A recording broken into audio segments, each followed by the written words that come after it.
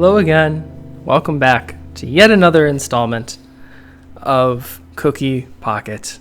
I'm Christian, joined as always by Zach and Mitchell. Hey, hello. And today we're discussing, well, a lot of things, but we're diverting from our typical format here. We're not talking about a singular film. This is largely inspired by our last episode having a guest, and so we didn't want to do our traditional wrap-up and just have the guest sort of sitting in the corner. Yeah. So we didn't want to Blair Witch Tyler. Yes. This is our finale and sort of retrospective on the whole season, our season 4. And so we're going to try to discuss things we learned, things we liked, share some observations we may have meant to share in prior episodes but didn't quite get to, and maybe we'll do a little preview of next season, preview of what's to come, and a rundown to end all rundowns. And yeah, we could do one last week in review too. Why not? We could throw that in there as well. So I guess we can start with things we meant to say but didn't say. I have like a short list of things.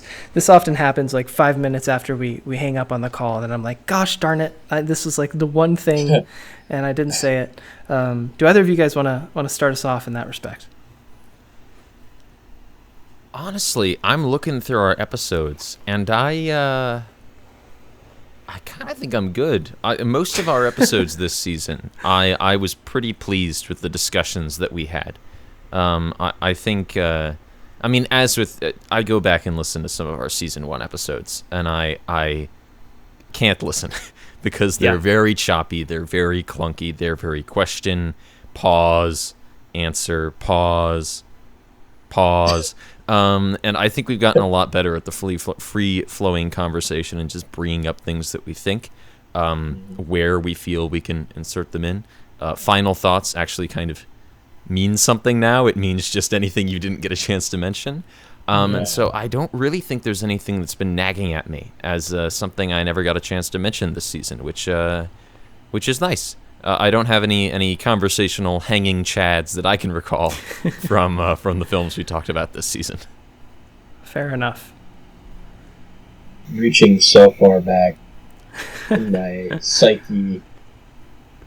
The other challenge is we recorded so many of these ahead of time that I can't really list. Like, if I looked at the YouTube or something, there's like 4 or 5 episodes that haven't come out yet. But well, I could have another episode on Oppenheimer if you want, because I feel like I infinitely could talk about that. But, man.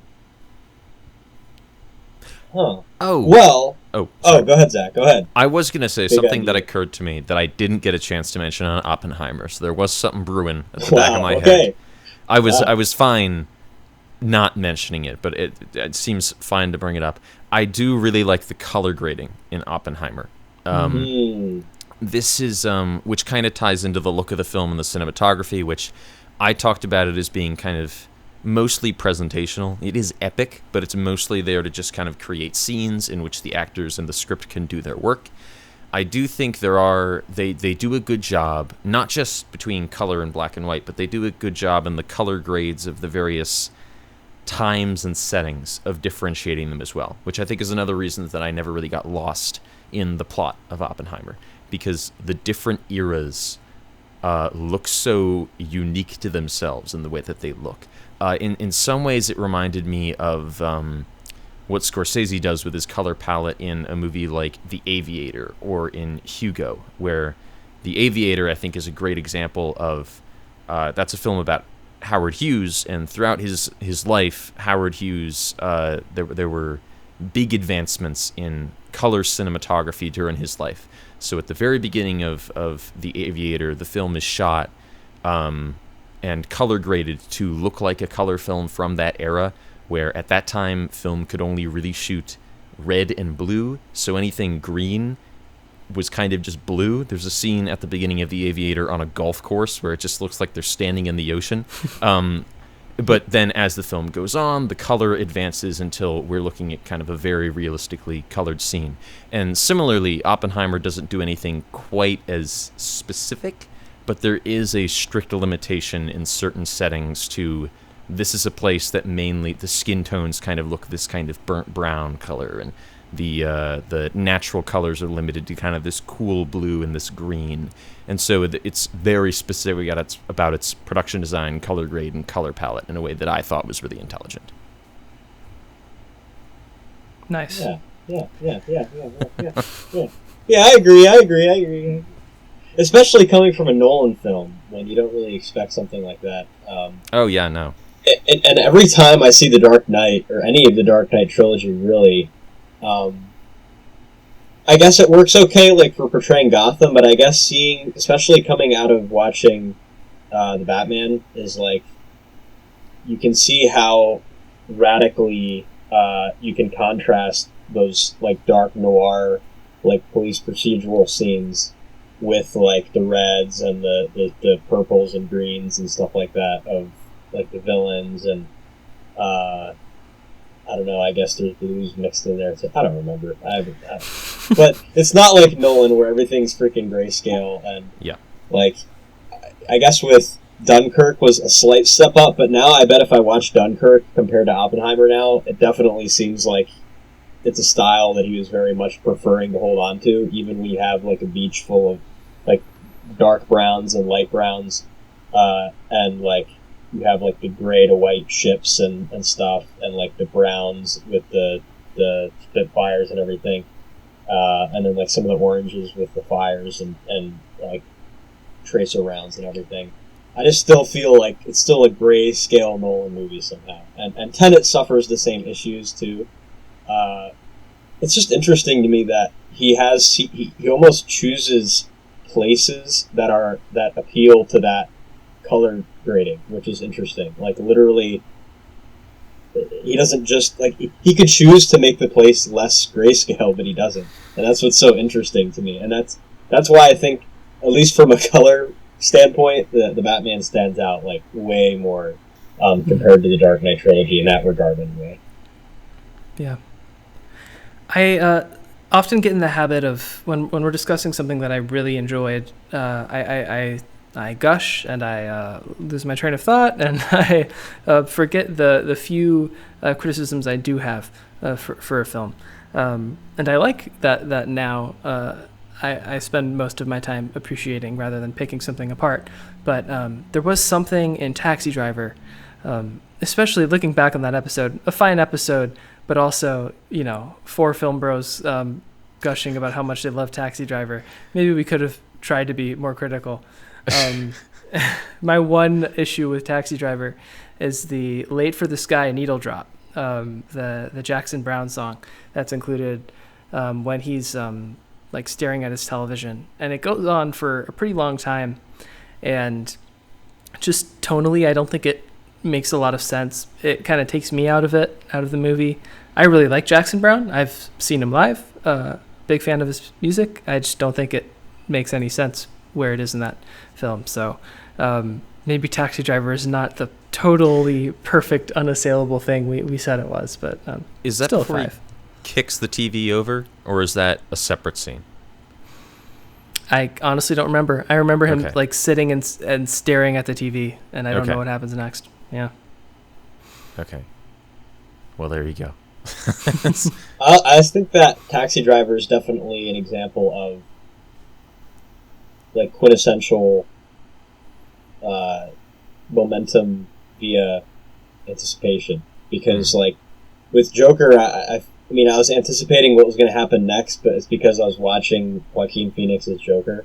So I guess we could kind of mention that we didn't talk too much about, besides just dogging on Joker. Basically, Yes, didn't really talk about the massive comparison there. And I know I mentioned like the Joker being obviously an existing comic book character, and there is a frame of reference to go on beyond just Taxi Driver. And I would have to watch Joker again to get the full, like, whether or not the full opinion of whether or not it was like a total ripoff or it was trying to be its own thing and just take inspiration from it. And especially coming from like watching films inspired or directly involved with Damien Chazelle, and like like Christian really knows like what inspiration is versus things being ripped off, like the fine lines. Like, we could get so many references in and so many like things that are very obviously from other things without copying the full film.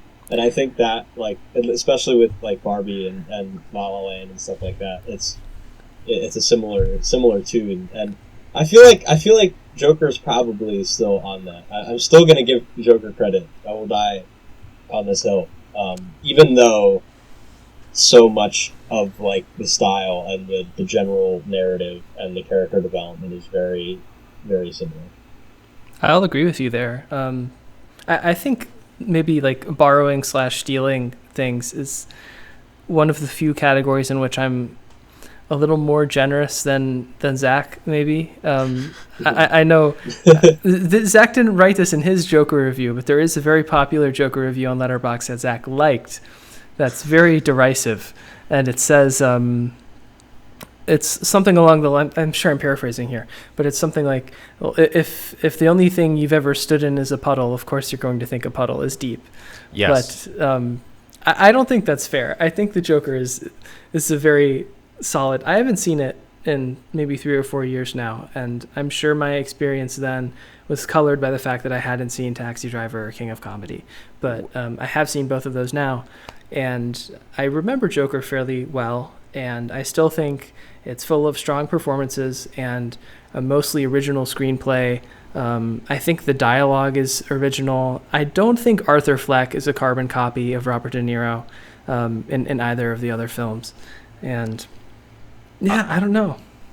I think that Joker is quite comparable to another film we discussed this season, Fight Club, where I think it's totally fine, but at least to me, it's very like, all right, I don't want to get too mean.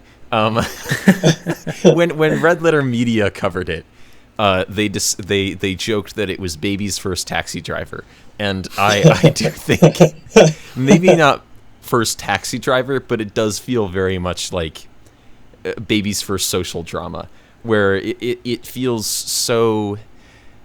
And maybe that's also just the response that it got. At the end of the day, we didn't even talk about Joker this season, so at the end of the day, it's not like it's something we really batted around all that much, but it feels so simplistic and undemanding, really. And I think it's interesting to take your comic book movie and draw inspiration from these really serious, respected sources that are not the source material. I do think that's a fine thing to do, and I credit Todd Phillips for doing that. But I don't really think that makes it like this grand social epic about our time. Like I do think it's a movie that kind of got spun up and made into something a lot more significant than it really was. And I certainly don't think that it speaks to an individual voice in the way that something like Taxi Driver does, where Taxi Driver, I think, is the product of, I mean, it was a film that got studio funding and was distributed by a studio, but the actual kind of content behind it and the vision behind it is very much that of individual artists with something to say, whereas I think Joker is very much a movie taking a corporate character that's owned by a big company and using things that have previously been said by other people to make it kind of look new, to present to a new audience, which, despite it being a fine movie, that angle is always going to be one that I don't admire nearly as much as that of individual people going, wouldn't it be interesting if we made a movie about da-da-da-da-da? But yeah, put that way, that makes a lot more sense to me, Zach. I appreciate your modesty, Zach. Though I'm still frustrated by Martin Scorsese's. I understand his argument, and I have come around to agree with him. I'm going to put on the gloves for Marty right now. I know. I can't believe I'm even opening this Pandora's box. It's gotten to the point where I pretty much agree with his assessment of the Marvel movies, and I think through the Marvelous Cinemator and whatnot, all three of us have given that impression in small points over the course of the pod. But I still think every time he talks about it, he's doing himself a disservice, because all of the people that are choosing to consume this like I don't know, white bread movie that is manufactured on a factory line, tend to still enjoy them to some extent. And when they hear the old guy that they view as pretentious, or he's like academically verified, but he's not making it with an audience in mind, when he says their amusement park rides, we need to give people more choice, it's like confirmation bias. It's like cognitive dissonance, where you're reinforcing somebody's, I think, determination not to try the new thing. So every time he talks about it, I cringe, because I think he's making that sort of stratification worse rather than better. I do want to argue in his favor here, though, that the original thing that sparked the whole controversy was like a side mention of Marvel movies in an essay that was mostly about like studio filmmaking. Mm-hmm. Like, he mentions the Marvel movies in there as an example, which I think we can all say they are very much an example of, what is popular is what gets financed, and there isn't really an interest in financing options nowadays by major studios. And he's using that as an example, got everybody caught up. And after that, I don't really think he's voluntarily continued to bring it up as much as he's been asked about it recurringly on every single press circuit by people who already know how he feels. But, like, what is he going to say? Shut up? Like, that's not going to help anything. Yes. So he just has to restate, look, this is how I feel, and then you get another Twitter headline that gets all the Zoomers up in a kerfuffle. I don't necessarily think... I mean, the original statement is certainly his, but I don't necessarily think the controversy is entirely one of his making. I don't think he's trying to, like, harp on it in the way that tabloids and Variety have in the wake of that statement, which was, like, 3 or 4 years ago now. Mm-hmm. Well, I wanted to ask you guys about superlatives and things that surprised you. I don't know. I think in years past, I've asked you to pick one of somebody else's films as one that maybe wasn't a favorite but stuck out to you or surprised you in some way or another. We had a bit of a shorter season, at least like compared to season 2, where we just went crazy. I don't remember how many we did in season 3, but we each hosted 5 episodes? 6 this season. 6. So, yeah, I don't know. A film that surprised you. A film that you enjoyed more than you thought you would. Megamind. I hadn't seen Megamind in a long time. And I remembered things that I liked about it, but I expected to come out the other side of Megamind. This has happened a few times when we've covered animated children's films, where I'm kind of like, well, I can appreciate this, that, and the other, but I didn't really enjoy it. But I'm giving it like a begrudging 3. And there were things like that about Megamind, but for the most part, I found myself enjoying Megamind and laughing at Megamind a lot more than I expected to. I think I gave it a 3, which is like a solid good for me, but it was not a begrudging 3. It was definitely a 3 that I felt the film deserved, and I did enjoy it despite the occasional eye-rolling moment and the soundtrack that exclusively felt like it was just my dad's workout tape. But overall, a fun film that I didn't necessarily expect to enjoy as much as I did. I will say Barbie and True Stories. Nice. Are 2 ones I was surprised by. Because we know, this is season 4, so I already kind of know we're watching Best Years of Our Lives. I'm going to rate it high, right? It's gonna be high, right? Dune, probably not going to be that high, right? Angel Heart, probably going to find things I like about it, but I'm not going to go crazy about it, right? Man, I could go on, honestly. Dreams, I knew I was going to like that. Yeah, so, yeah, I was surprised by Barbie by a solid margin. I like to... So I listen to a lot of politics, both on the right and the left, and this is a weird, like, side thing, but Ben Shapiro had, like, a 40-something minute long episode on Barbie, and I watched the whole thing. Right? Oh, jeez. Why? What a wasted amount of time, right? Yeah. The one time Ben Shapiro had a few good points was for The Rise of Skywalker, and that was about it. Ever since then... Okay, look. Barbie is not feminist propaganda, okay? Okay. This is me saying this, right? I'm saying that there's a lot of people that were mad about Barbie for a lot of the things that included, like, some of the messaging that was propagated just didn't feel as... It just kind of felt like a left-wing, like, talking point, I guess. And I know everything's about politics now. And I just thought that it was an interesting point to make, that it really didn't feel like a movie that was pushing a very radical message to me. And I felt like just because there's so many different things brought up and so many aspects of feminism brought up, that it didn't feel like it was trying to take on, like, this is like the third wave or the fourth wave of feminism. This is what it stands for, XYZ. Because there are films that are like that, and there are definitely, like, forms of art that do that all the time, right? And the same thing where it's, like, the opposite, too. You know, there's, like, constant neoconservative stuff or, like, very anti-feminist stuff. It's, like, Andrew Tate levels of cringe. Mm-hmm. And then, you know...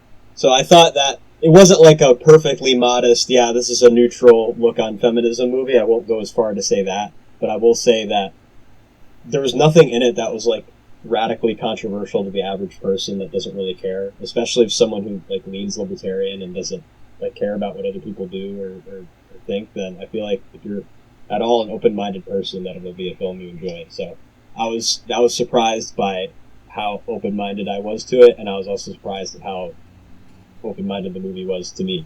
So that's why I enjoyed it a lot.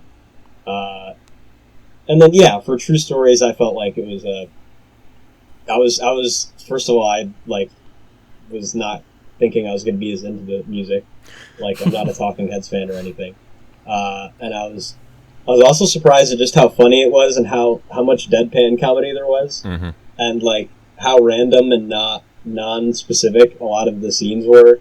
But they still felt like they were carrying some sort of message or carrying forward the general themes about corporatism and, like, just the small town vibes and kind of the films I mentioned with, like, Raising Arizona, like, making fun of the South, but also, like, you know, having, like, poking fun at, like, you know, corporate stuff that's, like, invading small towns and everything, like, and just kind of like the general way it was filmed, similar to Napoleon Dynamite.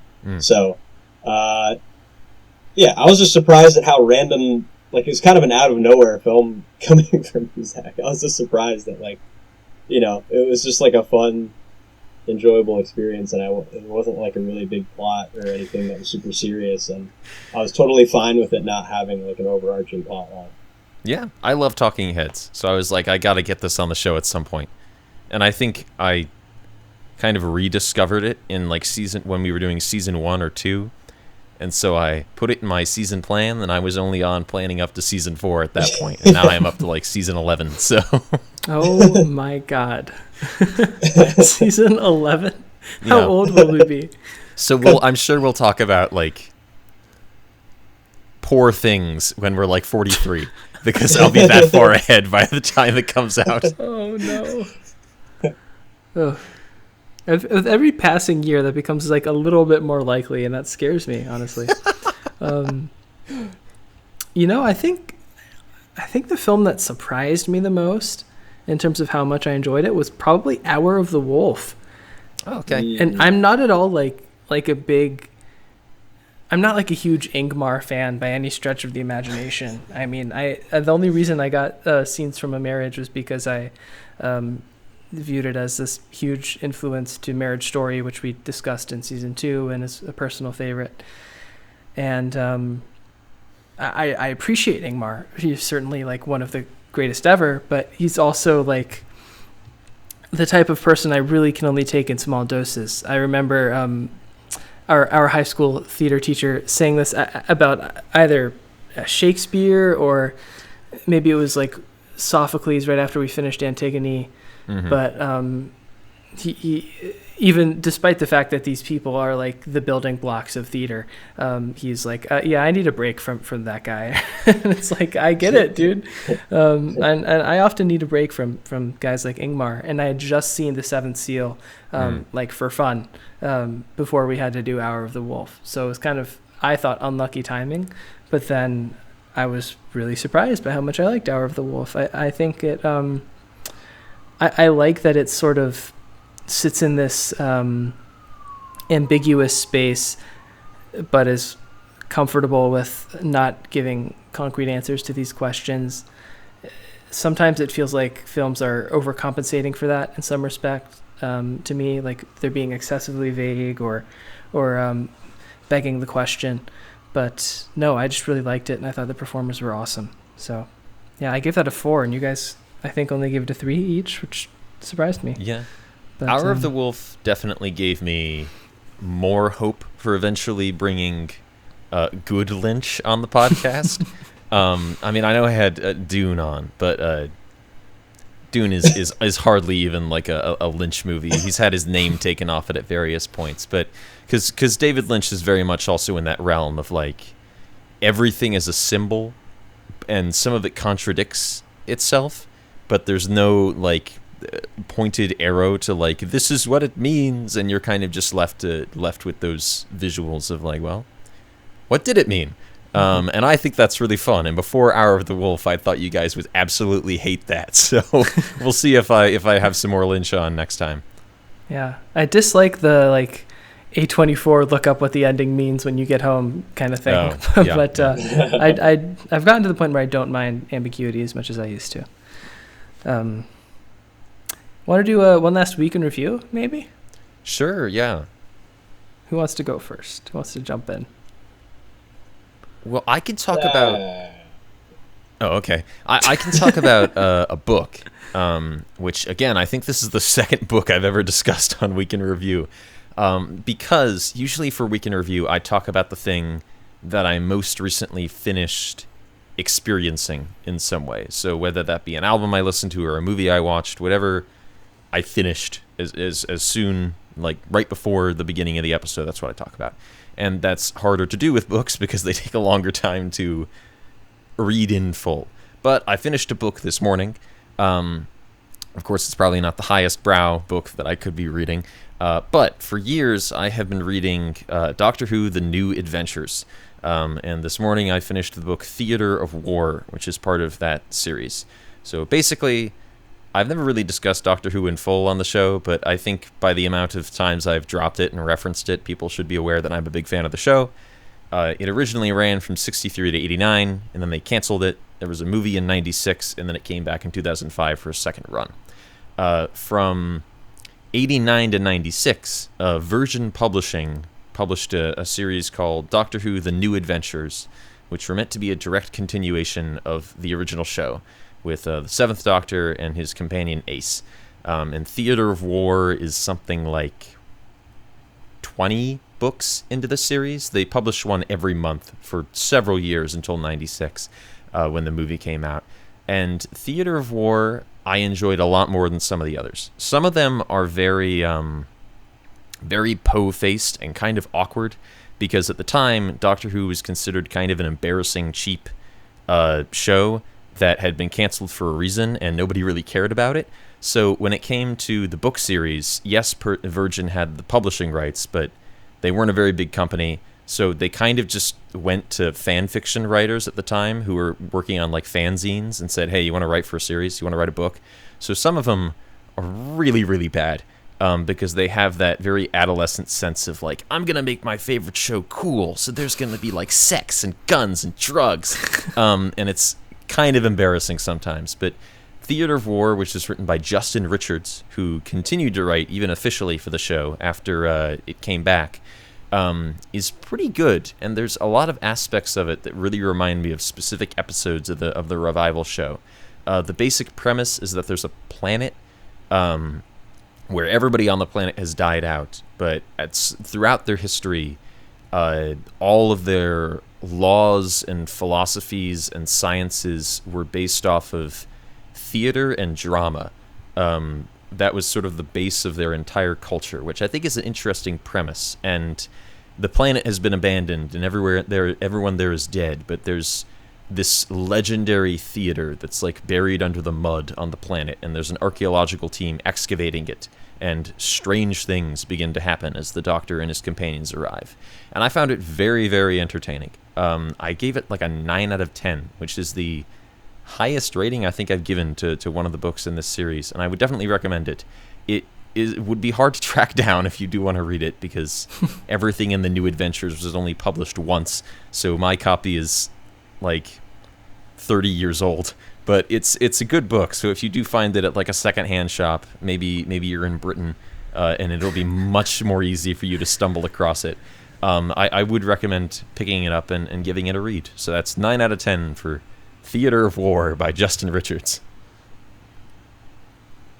Well, nobody said I had to stay in the week for a week in review, because I can do anything I want. I never stay in the week.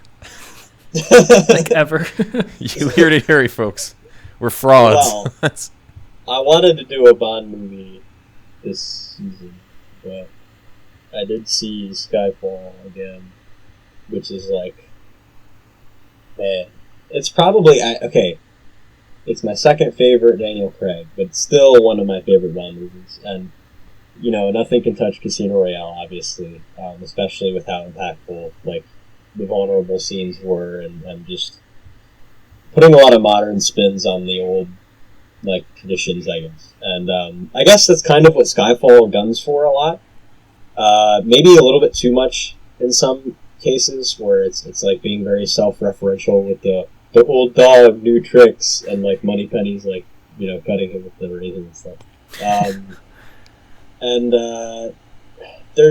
it doesn't feel as revolutionary as Casino Royale. It does feel like a more of an appropriate Bond film ending than No Time to Die, which is really sad to say. And, you know, Spectre wasn't intended to be the ending either, but, man, just going right to the source and having it end there is such a...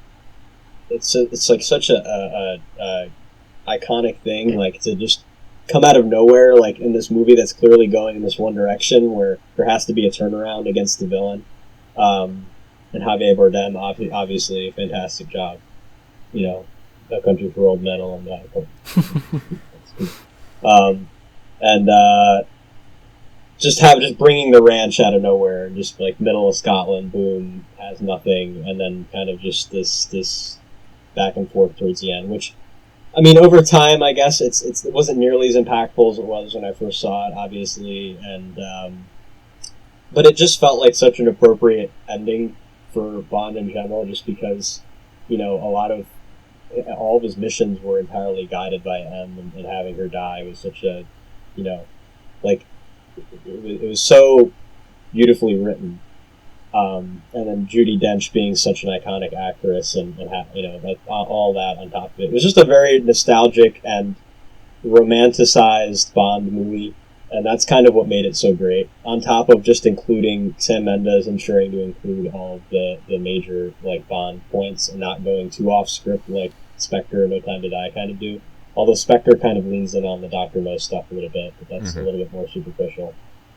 So, you know, having the new Q obviously was great. Like, there's just so many new things in that are replacing old nostalgia, especially with having such a disappointing run with Quantum of Solace and everything. I just felt like Skyfall came out at a really good time, and then, you know, obviously with technology and everything, as opposed to Casino Royale time, at least from like a, you know, modern perspective, including the new gadgets and everything. It just felt like a really appropriate time for like the Bond series and for Daniel Craig and everything. But that's why I gave it a 4.5 out of 5. I just think it really does everything a Bond movie should. I don't think Sam Mendes is like a fantastic director or anything. I mean, whenever he has interviews and he's like citing all of his inspirations, he's just citing like the top 20 directors of all time every time. He's like, oh yeah, the Coen brothers and the, you know, the Martin Scorsese and Kubrick, and I'm like, just shut up. Okay. Sir, for $1, name a director. Yeah, really. And we know, like, it doesn't last either. Like, it was a one-trick pony type of film. You know, Spectre feels like Skyfall 2 in a lot of ways. I feel like the best scene in Spectre was the follow shot in the very beginning, and that's all I have to say about Spectre. Yeah. So, yeah. I think it's slightly underrated, and just especially with kind of the mediocrity of No Time to Die when it comes to the writing and Rami Malek as the villain. I just felt like, you know, it's always going to stand out to me. Yeah, gosh, I like all the Daniel Craig Bond movies. Honestly, I don't know. Even Spectre, any movie with Léa Seydoux is fine by me. I do, yeah. There it is. And I don't usually stay in the week for week in review. I try to stay around the month, but this time I am staying in the week, and I'm not talking about a film. Around the time that we started doing this whole pod, and this is exacerbated further by when I got a Letterboxd account, I just really stopped watching television in general.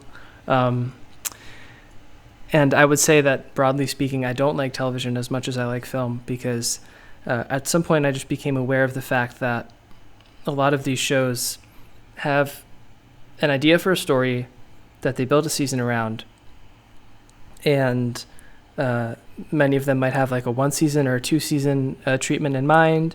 They might have an ending in mind, but then they go and make season 1, and it's a huge hit, and then they order 3 or 4 more seasons of this show.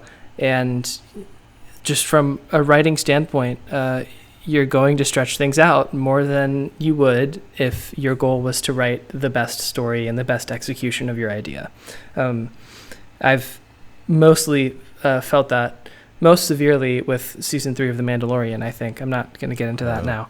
Oh, God. Ahsoka just started streaming, but I'm not even going to discuss that. No, I don't feel like it. Wow. It was fine. I don't want to talk about it. He's right here. Is she on the search bar right now? Yeah. I'm talking about sort of forgotten Hulu original that only got 1 season, High Fidelity, starring Zoe Kravitz. Yeah. I'm only 4 episodes in right now, so, I can't speak to all of it. But I'm enjoying it a lot. I think Kravitz is magnetic. I think it's, you're putting anyone in a tough position to emulate what John Cusack does in the film. And they're not doing her any favors in that respect, because the format is super similar. She does a lot of these, what would seem cheesy on the surface, these monologues delivered straight to the camera or to the audience. But she does a great job with them. She's super charismatic, and but she's also got this like curmudgeonly introvert energy about her. And her co-stars are great. Gosh, what's her name? There's this other girl that works in the record shop with her that's basically a stand-in for what Jack Black does in the film, and she's awesome. She's very funny. The music is great. I've had Come On Eileen on a loop for like the past 2 days because it's in episode 1 or 2. And gosh, there's one episode where she's playing her playlist, and she plays this obscure Prince song from his first album, which is my favorite Prince album. And then the next song is a Wings song, and I'm just like, I'm so here, man. God. I'm getting a little worried. Episode 4 was the first time where I felt like the script was being stretched to TV length instead of like movie length. Like the first 3 episodes felt like they could be a movie to me. And I know that it was canceled after 1 season, so I sort of suspect that, I don't know how conclusive this season will be. My suspicion is that it's not totally conclusive, but I'm really enjoying it. It's a lot fresher than anything else I've given a try of late. And Kingsley Ben-Adir is in it, and he's really good too. He was in Barbie. We talked about him this season. Yeah, it's great. If you like good music, if you like good vibes, it's I recommend it. Whew. Wow.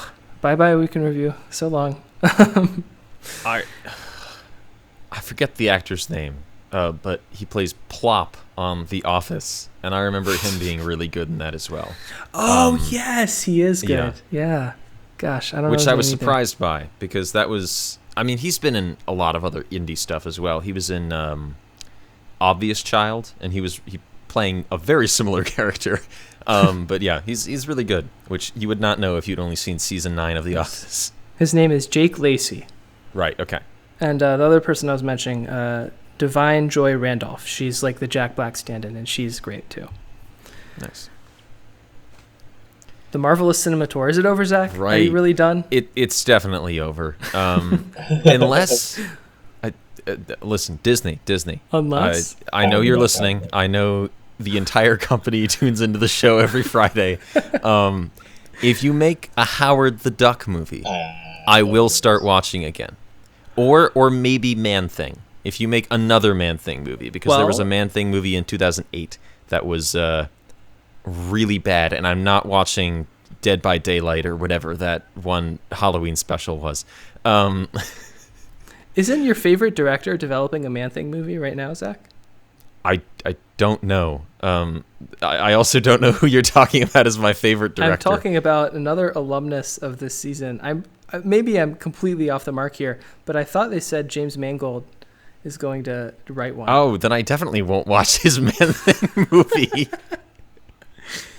All right, if you make a good Man-Thing movie that I actually feel interested in, or any Howard the Duck movie, okay. That one doesn't have to be Swamp Thing. I might be making that up. Yeah, okay, there it is. Sorry. And the Howard the Duck movie doesn't have to be good. If you just make a Howard the Duck movie, I will get back on board for that. Well, I'll tell you this, I'm done. Zach. Man-Thing is in Werewolf by Night, so you could watch that. Yes, that's okay. That's what I'm thinking of. Yeah. Which I do have access to Disney Plus. I don't think I'm going to watch that though, because I didn't really hear things that interested me about it. I'm glad they made it, and I'm glad Michael Giacchino got to direct it. But it doesn't really tickle my fancy. But since the voyage is over, I figured that I would just go through my rankings of the MCU films that we covered. Now, I'm going to be pretty quick with this because there are 32 movies, so I can't take up all the time in the world. But you can also find this list on my City Miss Productions Letterboxd as well. It is public.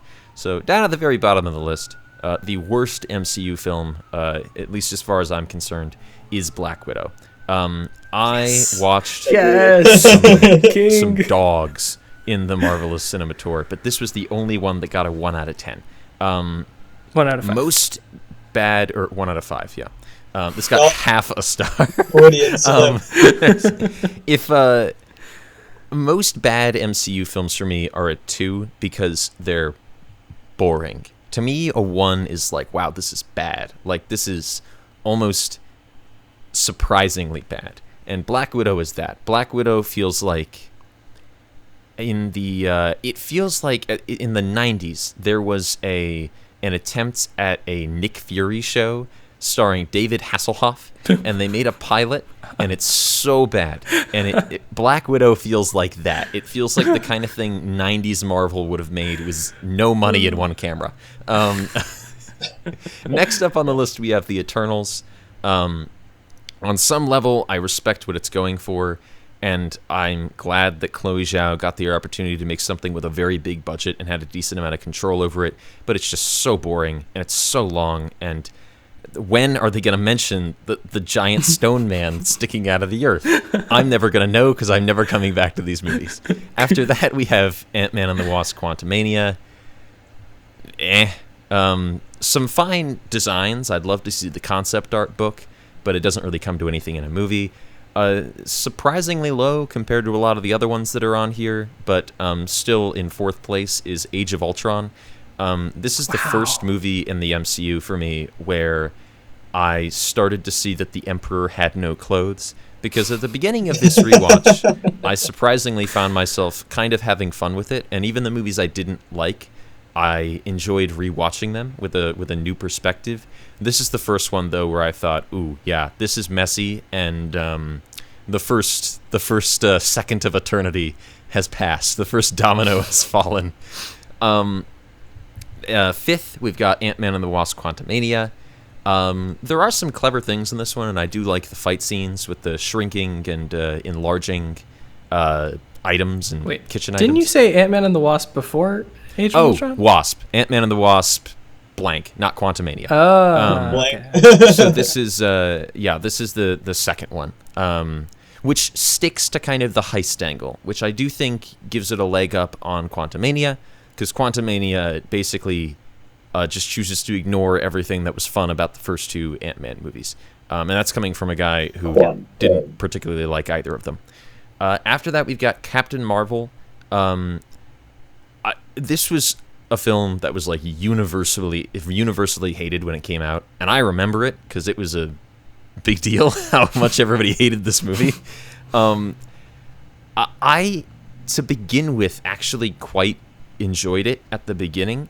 I think if it had been a much more grounded, like, isolated movie about just Carol Danvers and her space friends going to different foggy planets and encountering rebel peoples, and then she recognizes that she's not actually the good guy along the way, I think that would have been quite fun. And then it had to be like a jokey, based on Earth, 90s, we're going to play Green Day Marvel movie, and it lost me. Another surprisingly low one, I think, based on a lot of other people's rankings. Thor comes up next. I never liked Thor all that much, and I was pretty bored by it on this rewatch. It does look quite nice, except for the fact that, no joke, every other shot is a canted angle to the point of absurdity.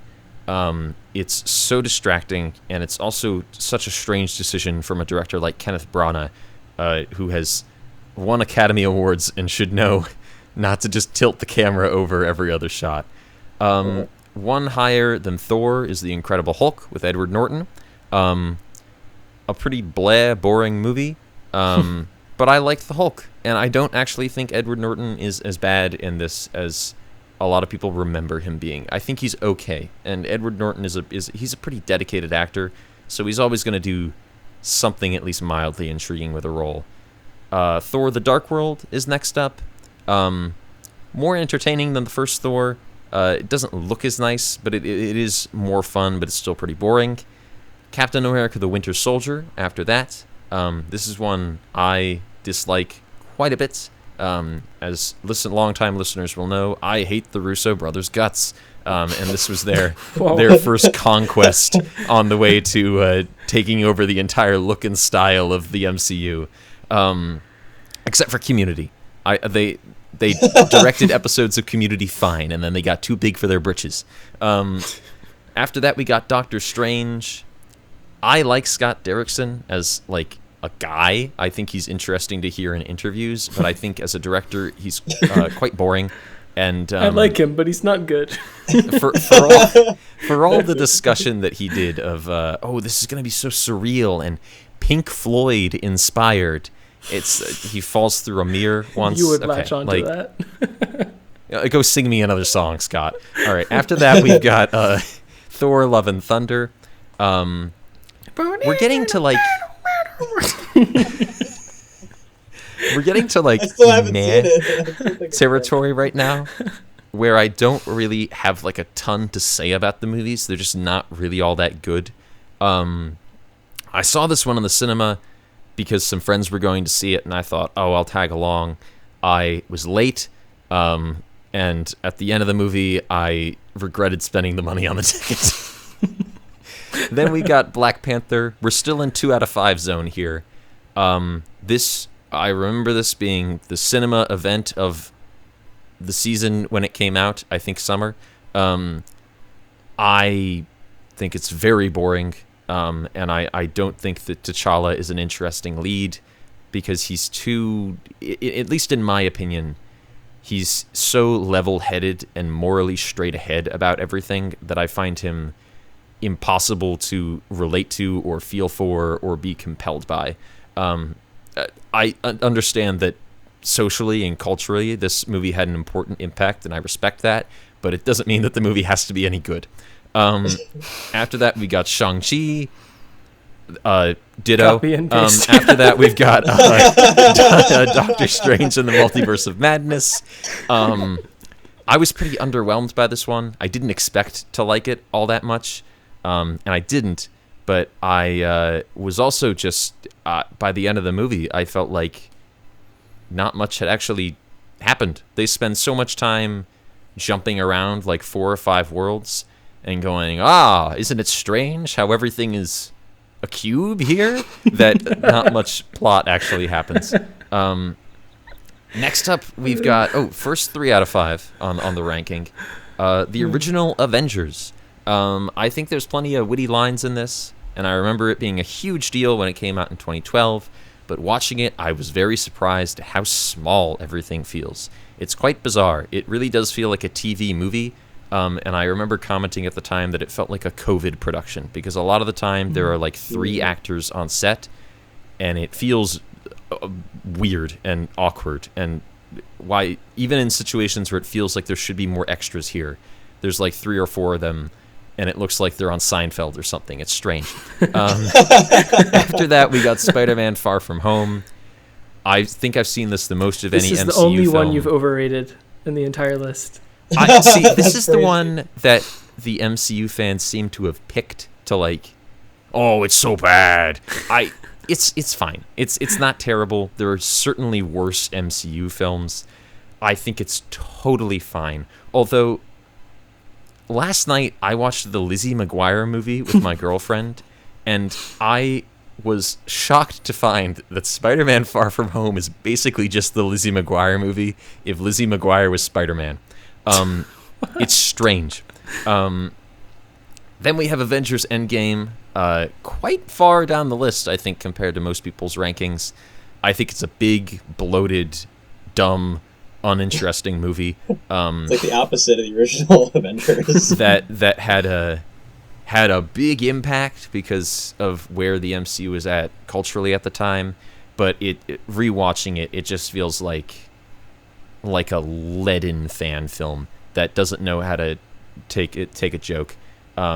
This has the same tone that like YouTube Marvel fan films of like 2012 had, because they didn't take the franchise seriously enough. Then we've got Captain America Civil War. Boo, Russos. Then we've got Ant-Man. It's quick, it's light, it's fun. Would it be better with Edgar Wright? Yes, but it's fine. Then we got Spider-Man No Way Home.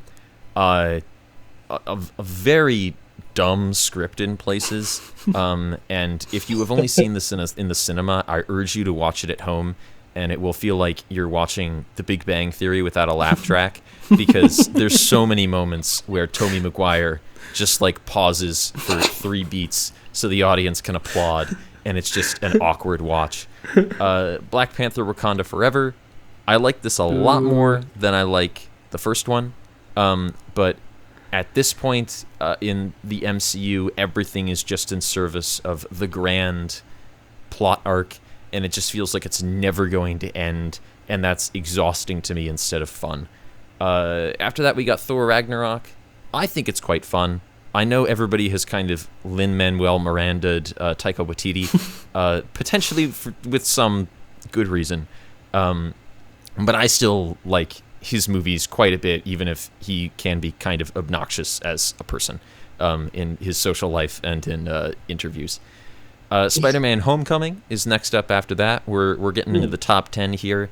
The MCU Spider-Man movies to me are like Wonder Bread. They're totally fine, even keel, down the middle. I don't think they're nearly as fun or as interesting as the Raimi Spider-Man films. You're including the Raimi films are in the MCU now, Zach. Oh, no. Oh, well, let's say the Tom Holland Spider-Man movies. Okay, and I would even say I think The Amazing Spider-Man is at least for me, more fun than the Tom Holland ones. Amazing Spider-Man 2 is very, very bad, but the first one is pretty good. I can't wait to see what Mark Webb has next. You haven't seen the second one, Mitchell? No, I'm just saying I'm excited to see what he has to direct next. Oh, jeez. Probably a rom-com. He's directing the Snow White live-action remake. Oh, really? Yes. There has been some theory, because I think before he directed Amazing Spider-Man, he had only directed 500 Days of Summer. So there's been a running gag in some YouTube circles that he was literally just hired because his last name is a Webb. Whether that's true or not, I don't know. But before he got Amazing Spider-Man, he certainly seemed an odd choice for the film. All right, in the number 8 spot, we have Iron Man 3. Especially after Iron Man 2, I expected to like this one a lot more, and I didn't. I do think it's, in concept, smarter than people give it credit for, and I really like Shane Black as a writer and a director, unless he's making his own Predator movie, but we don't talk about that one. But yeah, there are bits of the script, and I talked about a specific dialogue interaction in that movie that just don't make any sense, even if I do like the fake Mandarin thing and wish that they had stuck with their guns on that instead of diluting it entirely in Shang-Chi. After that, we got Captain America, the first Avenger. I actually really liked this movie and enjoyed it quite a bit. I thought it was really fun. I didn't really like the third act. I do think it gets a little bogged down in kind of the ending. But the first 2/3 of this are like a fast-paced Indiana Jones type thing, and it does very much feel like the adventure serials that Captain America was originally modeled off of. After that, we got the original Iron Man in the number 6 spot. It's a solid movie. I'm not going to call it great, but it's well put together. We're entering the rankings of, like, these are good movies here. Number 5. This just remains my favorite MCU film, even if it is just at number 5. I don't think it's the best, but it's still my favorite, and it will remain to be my favorite. Iron Man 2. Wow. This is my Temple of Doom of the MCU, where it's kind of the black sheep, but I think it's very funny. I think it's really interesting to see how much of it just plays out as character drama instead of action. I think the birthday party beatdown between Rhodey and Tony is maybe still the best fight scene in the MCU, and that I watch it going, oh my goodness, is Skrillex gonna get hurt? Because I don't think it's Skrillex. He has like a well-known DJ there who's like making a cameo, and there's a moment in that where like a barbell flies right past his head, and in that moment I'm like, oh no, because it feels like he could get hurt. There's actual damage happening, and you can feel it. You can feel the weight. And that hasn't happened in the MCU for ages for me, and that really impressed me. And okay, in the number 4 spot, the way that I rank these lists is initially everything goes in a category based on the star ranking, and then from there, you know, the 3 out of 5s I all kind of order according to my personal preference, and I do the same with the 2 out of 5s and the 1 out of 5s and so on and so forth. So Avengers Infinity War has to be in the 4 zone, because I gave it a 4. And I do commend it for kind of organizing everything, all the different plot lines, so well. But I stand by my feelings that in 25 years, this is going to be like a cave painting on a wall of that no one can... Maybe not 25. Let's say 100 years. This is going to be like a cave painting on a wall that you're like, what could this possibly mean? What is this purple thing? It has no... Avengers Infinity War relies so much on the movies around it that it is in and of itself not a story. It's a moment that relies on a preconceived understanding by an audience going into it. And for that reason, it's not really a very good movie, but it is a commendable technical achievement. Avengers Infinity. I appreciate Avengers Infinity War not as I do a great movie, but as I do a really solid bridge. That, like, you know, that bridge stands, and that bridge is not going to collapse when the 500-ton truck drives over it. It's stable, but that doesn't really mean it's good or it's going to have staying power. And then top 3. Guardians 1, 2, and 3. I may go back and forth on where these are put, because I think the original Guardians I think I find the funniest. The second I think I find the most visually interesting and the most visually fun, and the third one I think is the best movie. Even though the third one might be the one I enjoy the least personally, even though there are some things in it that I admire James Gunn for taking a chance on.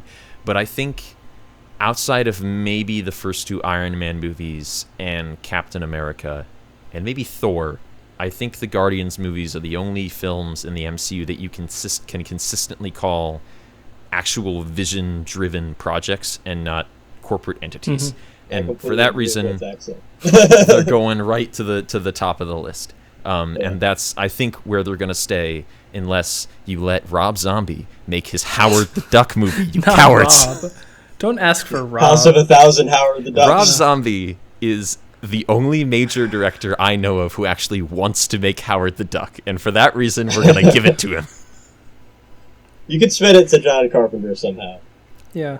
John Carpenter would not direct Howard the Duck. I believe it. Or if he did, he would direct it over Zoom from his couch, which he did for a show recently. I'm kind of dreading that show coming out because I know it's going to be terrible. Aw. Oh, John. He had his time. Now he just wants to go to sleep, goddammit. Yes. Fall asleep on the low notes of the synthesizer. Oh, we're running down. Oh, Christian, he's doing the thing, yeah. For those of us that aren't in this call, which is our whole audience, I've started pumping my arms to indicate that I'm running, meaning that it is time for the ultimate season finale rundown. Mm-hmm.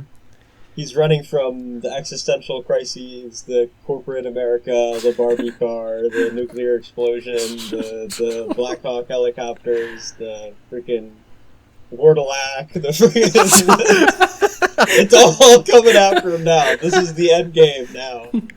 And we have a special edition because Zach and I went Zooey Mama when we saw the freaking rundown list because it's a big boy. Yeah. I will have to say that Angel Heart may have contributed to this a lot. But, okay. Other than that, that's because I had the worst connection when we recorded Angel Heart. It's true. Probably. So, 2 minutes. Christian has 2 minutes. Oh my God, 2 minutes. So much to run away from. Jesus Christ. 2 minutes to, in case you've been living under a freaking rock the past 100 episodes. God. Okay. Yeah. Terms, Christian, rating. That's it. Word. Okay. Who's going to start this one, Mitchell? I will start. You can start the timer. Okay, in 3, 2, 1, start. There is no Queen of England. 4 out of 5. Stuff in Latin and Greek. 3 out of 5. Background chants while running in slow-mo. 3 out of 5. Colorful lighting. 4 out of 5. Hi, Karen Allen. 4 out of 5. I will kill him. 4 out of 5. Biting the heads off rats. 2 out of 5. Albert Einstein. 4 out of 5. Milk stonks. 3 out of 5. Nightmare orgy. 2 out of 5. Gynecology. 3 out of 5. Chalkboard animations. 4 out of 5. City of Dreams. 4 out of 5. JFK joining the Avengers. 5 out of 5. A worthless hunk of gears. 3 out of 5. The Water of Life. 4 out of 5. DreamWorks dance finale. 3 out of 5. Slender Man Adrian Brody. 4 out of 5. A neon sign right in your window. 2 out of 5. Brooklyn Atheists. 3 out of 5. I got some bad ideas in my head. 3 out of 5. Heart Plugs. 3 out of 5. Petty shoplifting. 2 out of 5. Rain on Arrakis. 3 out of 5. Assailed by ravens. 3 out of 5. Riding the Worm. 4 out of 5. Albert Einstein's hat. 4 out of 5. Time Travel. 3 out of 5. Suck on this. 2 out of 5. Brad Pitt faking his death. 3 out of 5. Last frame. 2 out of 5. Different types of commies. 3 out of 5. A sandwich. 2 out of 5. He is the Quizac. 4 out of 5. Spice Production sabotage montage. 3 out of 5. Hey man, you want a tune? 2 out of 5. Accordion music. 2 out of 5. Sunscreen. 3 out of 5. Mohawk. 2 out of 5. Jam and sugar on toast. 3 out of 5. Bye, Karen Allen. 2 out of 5. Happy endings. Oh, 3 out of 5. Wow. Good timing. We'll keep that one. wow, yeah, that was really well timed. Perfect. I did not intend to do that. Oof. Nice. Wow. Nice. we still had like a chunk left. Do you want to read your favorite remainder on the remaining chunk, or are we going to leave it to the nature of the rundown? No. We're leaving it to the ultimate rundown when one of us dies. Okay. I was going to say season 5, but oh my god. No, because we have to keep the final rundowns for the final. Yes. For the ultimate finale. I don't know if I've saved all the just like the Marvel Cinematic Universe, it will never happen. So. Goodness. Well, this is the point in which we usually preview what the next episode will be. We don't have we do have a next episode, but we're not going to tell you what it is. But we might drop some hints now about our next season or our next endeavors. Well, I know that I'm excited to, let's say, acquire Exit in a seasonal manner in the not too distant future. Yes, so we will acquire Exit. I didn't know we were doing riddles.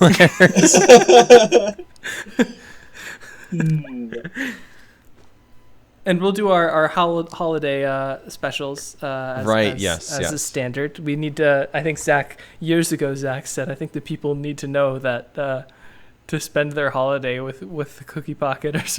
You had a very funny turn of phrase about the importance of the holiday specials, Zach. Do you guys want to drop clues about your selections for the future? Yeah, well, I will probably not be hosting a spooky special this year. So looking forward to season 5. When I plan these future seasons, I have 2 priorities. There must always be a silent film somewhere in my potential options for the season. And there must always be a return of my favorite genre, Italian horror. Stop. Why, Zach? Why? So is it literally your favorite genre? I love Italian horror. And I love discussing Italian horror, especially with people who aren't necessarily familiar with that visual language, because I think it's so interesting to see the perspective of people from the outside looking in on that. And I think they're endlessly fascinating. So next season, we might see the return of my dear old friend Dario. Bless his heart, he's getting kind of old now, but back in the day, he knew how to make a movie. We might see the Beatles on the show, though maybe not as you expect them to be on the show. And we might see those old Tolkien epics, but probably not like you're expecting. And there might even be a musical. We'll see. Wow. My interest is piqued. Wow. Okay. What does Mitchell have in store? Well, he had about 30 seconds to think about it. He decided Apple TV is doing something. I think Mitchell is scrolling through his streaming services right now. I'm looking at the darkness of the room I'm in. Oh, okay. I'm seeing the thought bubbles. And the main character of that is also in another film that Christian hates. So we'll do that one. Interesting. And okay. So you can figure that out. I hope everyone was taking notes during that. Might take me some time, but I did mention the film that he's also a main character in, and it's a he in this episode we mentioned. Okay. Those are like the 2 things. We're gonna have some oldies in there. There's always plenty to pick out of the bargain bin. So someday there'll be a Final Countdown 2, and Zach will be very happy when they the second countdown. What happens at Pearl Harbor. Yes. Okay. No, I don't know. We're gonna have another World War II movie at some point. Oh, and, yeah. Yeah. I think that's about it. Okay. Right. We're gonna have a funny animation goober thing that Zach will like more than he thought he would, and Christian will like it as much as I thought he would. And yeah, I'm not gonna do a musical or a rom-com. Maybe I will do a rom-com. I'll think about it. We'll think about that. Well, I will say, if we do the musical that I have selected, it might not be either as rom or as com as one may expect based on that genre. Oh dear. Well, this past season I did something different. With the exception of just, I think, one film in season 1, almost, or something that we reviewed as it came out in the theater. Everything I had chosen for the first 3 seasons was a personal favorite or something I had already seen that was in some way significant to me or to us that I thought was worth discussing. This season, with the exception of On the Count of 3, every film I chose was one I had not seen prior to watching for the sake of reviewing here. And I think that format served me well. It forced me to be a little bit more creative in my choices, and it made my takes a little bit fresher and less based around preconceived notions, I think. So with that in mind, I'm going to follow a similar pattern here, though, again, I'm not going to totally exclude favorites. I'm going to throw in a Peter Weir film that Andrew Stanton described as a major influence to him when making WALL-E, which we discussed a long time ago. I'm going to do... I honestly don't know what's going to come out next summer. I don't know if anything's going to come out next summer if nothing happens with this strike, the writers and actors strike. But if there's anything, I'm fond of reviewing stuff as it comes out. So I will try, if at all possible, to review a film as it comes out in the theater. So we'll try to do one of those. Kingdom of the Planet of the Apes. Maybe. I'd be up for it. Let's see. Yeah, and I'll try to make the rest of them things I haven't already seen. And you know what? I might beat Zach to discussing a Werner Herzog on this podcast because, damn it, Zach, you're taking too long, and my disappointment is immeasurable, and my day is ruined. So fine, I'll do it myself. I'm putting on the gauntlet, and it's all your fault. I would like to defend myself here and say, for every episode since season 2 was 30 episodes long, which was probably an unhealthy standard to set for ourselves. But since season 2, all of my planned seasons have had 10 films in them. And this season, I sent my 10 to my potential guests, all 6 of them, and on there was a Werner Herzog film, because I wanted to talk about The Wrath of God, but nobody picked it, so it didn't end up in the season. But it's on the back burner. It's on my potential films list if we ever do get around to it. So we'll see. All right. Well, if you don't, I will, Zach. So there. We'll drop the bomb first. Yes. Well, gosh. Okay. I guess on that note, this has been yet another season of Cookie Pocket. Oof, a long wrap up. Thanks, guys. Good times. Alrighty. We'll see you sometime soon, I'm sure. Mm-hmm. Some spooky era. That's all, folks.